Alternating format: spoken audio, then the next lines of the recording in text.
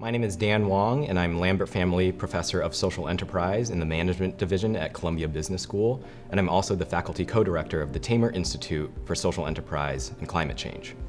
I'm Inara Tareque, and I'm a PhD candidate in the Management Division of Columbia Business School. I'm Jorge Guzman, and I'm the Gancher Associate Professor of Business in the Management Division. And today we're going to talk about our paper, High-Skilled Immigration Enhances Regional Entrepreneurship.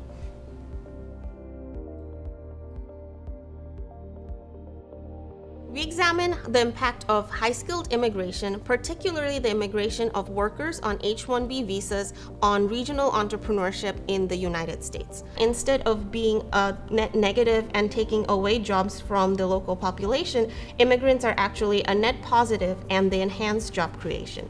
This effect is stronger when immigrants move to cities with a larger presence of other individuals from their country of origin. We take this evidence as well as several other pieces of evidence to show that knowledge transfer, whereby individuals feel comfortable to share their expertise, ideas, explains this positive impact of high-skilled immigration on regional entrepreneurship.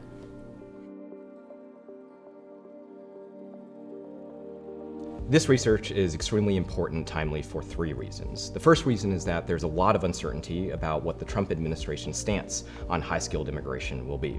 On the one hand, there might be more high-skilled immigration due to the promise of, say, green cards that was floated for foreign students in the United States. But on the other hand, there are proposals for restricting high-skilled immigration, and that is putting a lot of business leaders on edge. The second big reason is that we are in a period of deglobalization, but deglobalization doesn't necessarily just mean extricating the United States from global supply chains. It also means thinking about what to do about global talent who are enmeshed in those global supply chains as well. And the third big reason for this is that there's a global race for talent right now, especially as the competition in AI heats up. And the US stands to lose a great deal if there's greater restrictions on high-skilled immigration.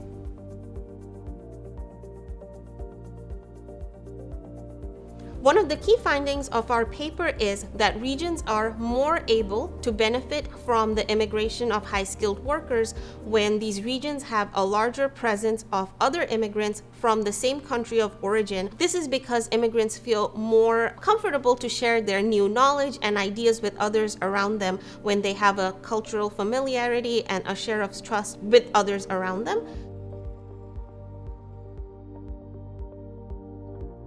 The first is that there's going to be a loss of productivity. And so a lot of these high-skilled immigrants who work in American companies, if they all of a sudden are not there to fill those positions, then productivity will decrease.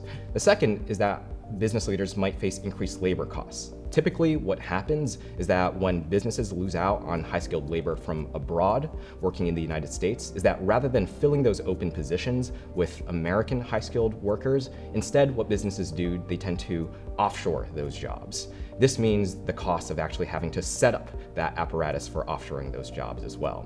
And the final big risk that business leaders face is that there might be a decrease in the pace of innovation as well. A lot of these high-skilled immigrants work in positions that enhance competitiveness in research and development. So that is another risk that they face as well. So what can the United States do to hedge against these risks? Well, one idea is to take a more thoughtful approach to high-skilled immigration policy by increasing the cap on H-1Bs, or by finding and facilitating a pathway for skilled workers who are already on work visas in the United States toward a path to permanent residency.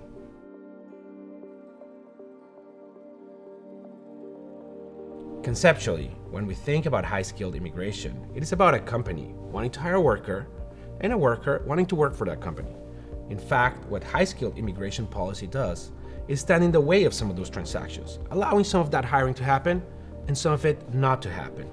That is why the argument for high-skilled immigration is often so persuasive, because it is clear that, at least for this company, the hiring would be beneficial.